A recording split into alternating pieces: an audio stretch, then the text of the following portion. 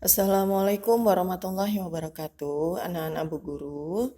Kembali kita lanjutkan mata pelajaran tematik masih di tema 2 ya. Dipersiapkan LKS-nya, pensil dan penghapusnya. Pagi ini kita akan menggarisbawahi bersama di LKS halaman 18.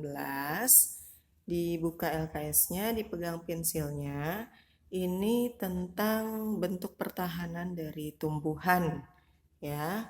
Di garis bawahi ada tabel di sini, ada kolom bentuk pertahanan dan keterangannya. Yang di garis bawah yang pertama adalah duri-duri yang tajam. Jadi bentuk perlindungan dari tumbuhan atau pertahanan dirinya atau adaptasi dirinya pada tumbuhan salah satunya adalah adanya duri yang tajam pada bagian-bagian tubuhnya. Ada di mana saja contohnya? Nah, ini di nomor 1. Batang tanaman mawar digunakan untuk melindungi bunga mawar dari pengganggunya atau predatornya.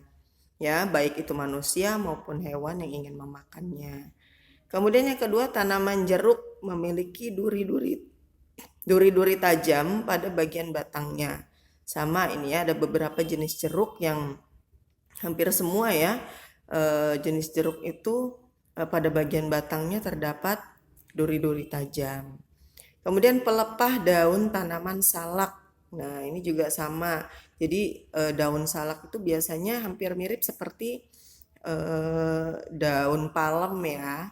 Hanya pinggir-pinggirannya itu biasanya banyak duri-durinya. Nah, itu untuk melindungi si salak dari predator yang akan memangsa si buahnya.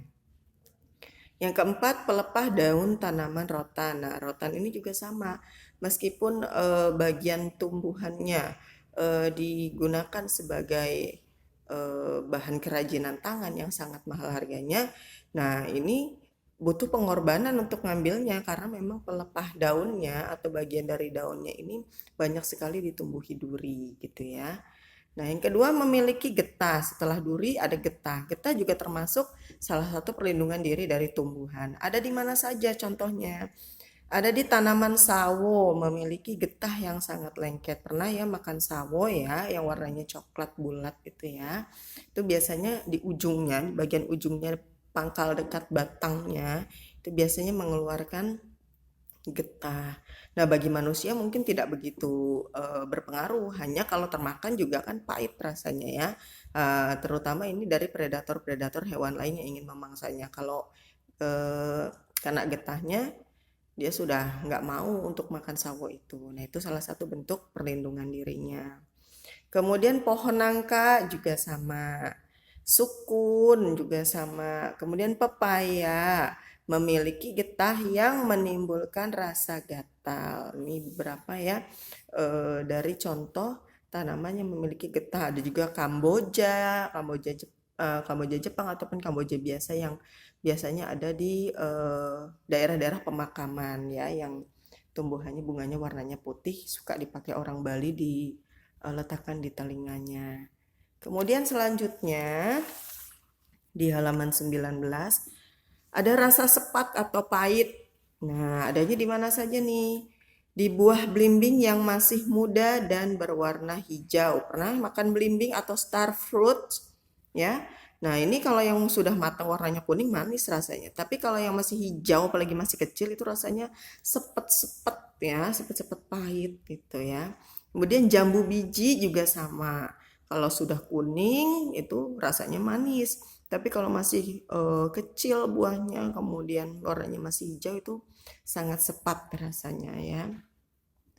Kemudian bulu halus, ini tanaman bambu mempunyai rambut halus menyebabkan gatal-gatal. Nah, ini yang kemarin Ibu sampaikan waktu kita Zoom ya.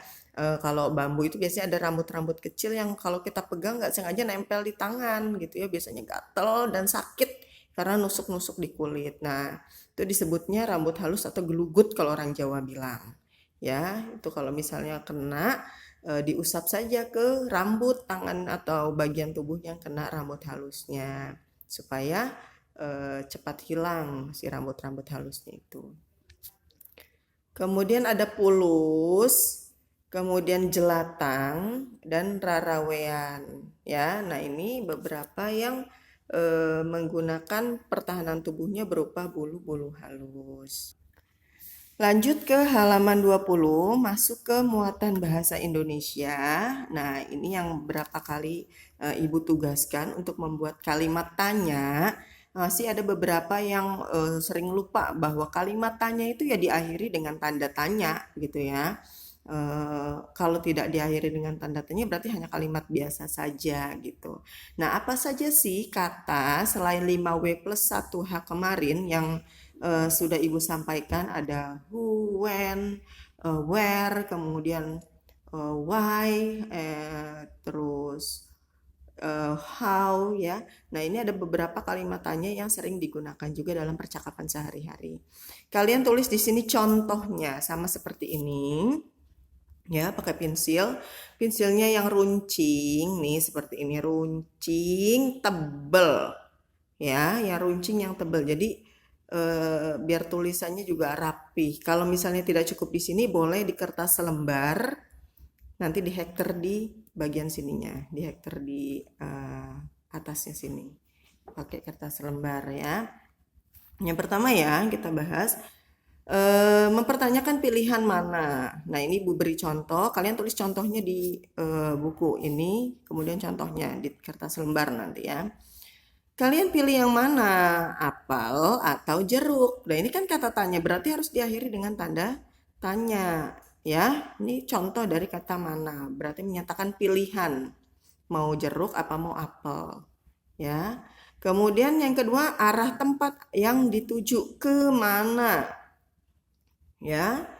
Nah, kemana ayah pergi hari ini? Nah, ini suatu tanda atau kalimat tanya ya yang menyatakan tujuan. Kemudian yang ketiga, menyatakan tempat asal arah dari suatu tempat atau milik. Contohnya dari mana kata tanyanya. Di sini Ibu beri contoh, dari mana asal buah apel ini? Ya, dari mana asal buah apel ini? Misalnya dari Malang, disebutnya apel Malang, ya. Kemudian bisa juga dari Jakarta karena memang ayah membawa dari Jakarta. Nah, itu menyatakan suatu tempat atau milik. Yang keempat, bahan baku. Bahan baku itu biasanya dari apa dibuatnya ya. Dari apakah tas ini dibuat? Misalnya dari plastik kah, atau dari kain kah, atau dari apa namanya, rotan kah? Nah, ini salah satu bentuk pertanyaannya. Kemudian yang kelima, asal milik. Dari siapa contohnya? Nah, dari siapa baju ini kamu peroleh? Nah, ini contoh yang Ibu berikan ya. Kemudian mempertanyakan alat, itu dengan apa kata tanyanya. Dengan mengendarai apa paman ke Solo kemarin? Nah, ini contohnya. Jadi dengan alat apa atau kendaraan apa ya paman sampai ke Solo. Selanjutnya mempertanyakan yang ikut serta. Sama siapa atau dengan siapa? Dengan siapa ibu akan pergi ke Bali? Nah, itu ya. Selanjutnya menyatakan tujuan. Tujuan suatu perbuatan. Untuk apa? Untuk apa kita harus rajin belajar? Nah, tujuannya apa? Rajin belajar itu supaya pintar, supaya pandai. Nah, itu ya. Yang kesembilan, menyatakan orang yang dituju. Untuk siapa? Untuk siapa paket yang kau kirim kemarin? Nah, jangan lupa tanda tanyanya. Dan yang terakhir menyatakan jumlah, yaitu berapa. Berapa jumlah anggota keluargamu atau berapa nilai yang kamu peroleh dalam ulangan matematika. Nah, itu salah satu contohnya. Nah, ini beberapa contoh kata yang digunakan dalam kalimat tanya. Sekali lagi, ini ditulis nanti di sebelahnya boleh, tapi harus rapih, jangan tumpuk-tumpukan. Kemudian kalau nggak cukup bisa di kertas lembar, kemudian di hektar di sini ya. Lanjut ke halaman 24, mau muatan PKN, ini beberapa manfaat dari hidup rukun, termasuk ke dalam sila ketiga Pancasila. Hidup rukun dapat menjalin persatuan dan kesatuan bangsa Indonesia. Latar belakang keragaman suku bangsa, ras, budaya, dan agama, maka hidup rukun atau toleransi ini sangat diperlukan bagi masyarakat Indonesia. Kita garis bawahi bersama manfaat hidup rukun. Hidup rukun artinya saling menghormati, menyayangi, dan saling membantu antar sesama manusia tanpa membeda-bedakan pandangan dan keyakinan. Paragraf kedua, manfaat dari hidup rukun. 1. Tercipta komunikasi yang baik. 2. Terhindar dari konflik perselisihan. 3. Menghargai perbedaan. 4. Tercipta keharmonisan bersama. 5. Menciptakan keamanan dan kenyamanan. 6. Memiliki banyak teman dan mempererat tali persaudaraan. Nah, dari sikap rukun tadi itu mencerminkan bahwa bangsa Indonesia itu harus bersatu ya, karena latar belakang Bhinneka Tunggal Ika walaupun berbeda-beda tetapi tetap satu. Berbeda apanya? Banyak sekali suku, bangsa, ras dan agama. Salah satunya adalah kebudayaan. Nah, kebudayaan tiap daerah ini berbeda-beda, termasuk kebudayaan dalam hal tarian salah satunya. Di halaman 27 masuk ke dalam muatan materi SBDP atau SBK, kita garis bawahi bersama ya. Di sini ada di bagian bawah, masuk kalau minggu lalu kita sudah bahas tentang pola lantai. Nah, pola lantai itu adalah susunan penari di atas panggung ya, ada pola melingkar, kemudian diagonal, ada vertikal, horizontal ya. Nah, ternyata menari itu tidak hanya butuh pola lantai, apa saja yang diperlukan dalam seni tari. Nah, di sini bisa dicatat di atasnya, anak-anak menggunakan pensil.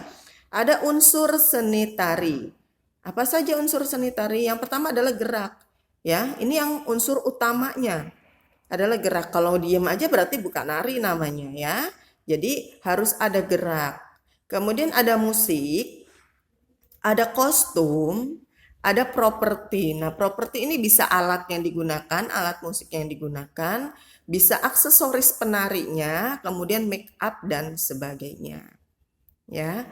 Nah, di Indonesia itu ada beberapa jenis tarian di garis bawah, ada di baris kedua sebelah kanan. Tari rakyat yaitu tarian yang hidup dan berkembang di kalangan rakyat jelata. Langsung ke baris ke-6. Gerak-gerak tari rakyat lebih mementingkan keyakinan. Nah, ini ada salah satu contoh tarian rakyat ya, yaitu tari piring yang berasal dari Sumatera Barat. Ini biasanya.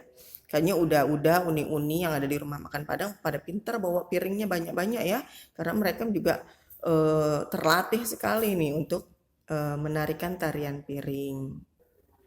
Selanjutnya di paragraf yang paling atas, tari klasik itu memperhatikan keindahan, dipelihara dengan baik di istana dan di kalangan bangsawan. Tari klasik mempunyai aturan tertentu dan tidak boleh dilanggar.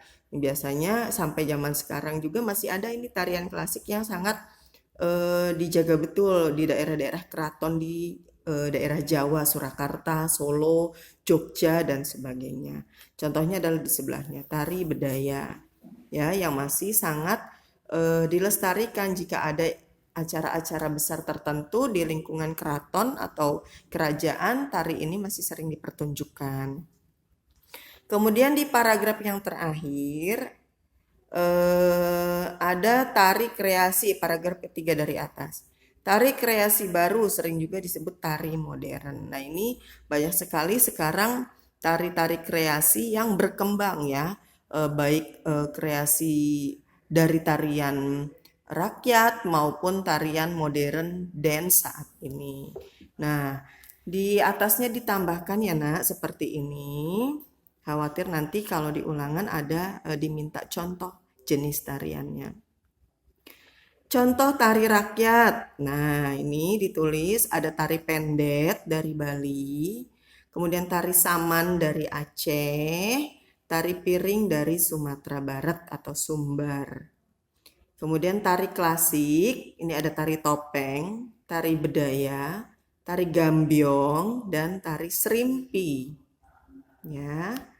Kemudian tari kreasi, ini tari merak, tari yapong, tari kupu-kupu, tari manuk rawa, dan masih banyak lagi. Ini hanya beberapa yang Ibu contohkan saja. Mungkin ini yang bisa Ibu sampaikan hari ini. Untuk tugas selanjutnya nanti akan Ibu sampaikan lewat WA halaman berapa saja yang harus dikerjakan. Mungkin ini sampai di sini. Kurang lebihnya mohon maaf. Wabillahi taufik wal hidayah. Wassalamualaikum warahmatullahi wabarakatuh.